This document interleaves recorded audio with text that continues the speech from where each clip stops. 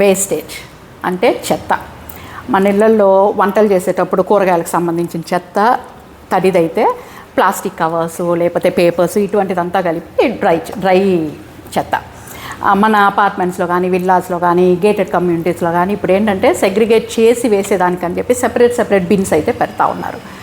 అలా సెగ్రిగేట్ చేసి చెత్తని మనలో ఎంతమంది వేస్తున్నాం అదో పెద్ద క్వశ్చన్ మార్కు. ఒకవేళ మనలో చాలా మార్పు వచ్చి అలా సెగ్రిగేట్ చేసి వేస్తే కూడా ఏ బిన్లో ఆ బిన్లో సెపరేట్గా మరుసటి రోజు ఆ మున్సిపాలిటీ వర్కర్స్ బండి తీసుకొచ్చి దాన్ని వేసుకునే విధానం ఒకదాని మీద పెట్టి మనం చేసిన శ్రమ అంతా కూడా ఉచితార్థంగా వేస్ట్ అయిపోయేలాగా చేస్తూ ఉన్నారు. అలా చేస్తున్నది చూసి ఎవరన్నా గమనించి అదేంటి అలా చేస్తున్నామని చెప్పేసి అడిగితే లెక్క జమ లేకుండా వాళ్ళ పాటికి వాళ్ళు బయలుదేరి వెళ్ళిపోతున్నారు.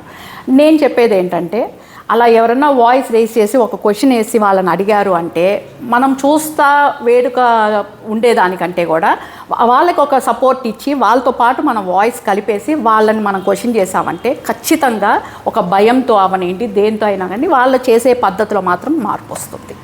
అలా కాకుండా మనదేం పోయిందిలే అని చెప్పేసి వదిలేసామంటే ఆ మున్సిపాలిటీ మీరు గమనించారో లేదో మున్సిపాలిటీ బండి పోయే అంత దూరం రోడ్లలో కానీ ఇళ్ళ మధ్యలో కానీ ఆ చెత్త పడతా మరి వాళ్ళు వెళ్ళి అసలైన ప్లేస్లో ఏం డంప్ చేస్తారో నాకైతే తెలియదు కానీ రోడ్లలోనే ఉంటుంది సగం చెత్త.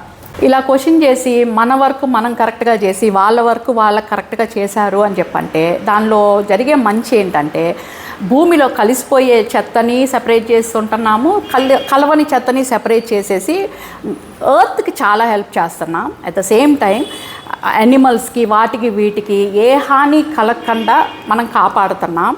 ఇంకోటి ఏంటంటే కొత్త జబ్బులు రాకుండా కూడా మన పిల్లల్ని మనల్ని సేవ్ చేసుకుంటున్నాం. ఈ విషయాన్ని మీరు కొంచెం గమనించి శ్రమ అనుకోకుండా ఈ రోజు నుంచి మీ ఇంటి నుంచి కనుక మొదలు పెట్టారంటే మనం చాలా హెల్తీ లైఫ్ లీడ్ చేయొచ్చు. ఓం నమః శివాయ.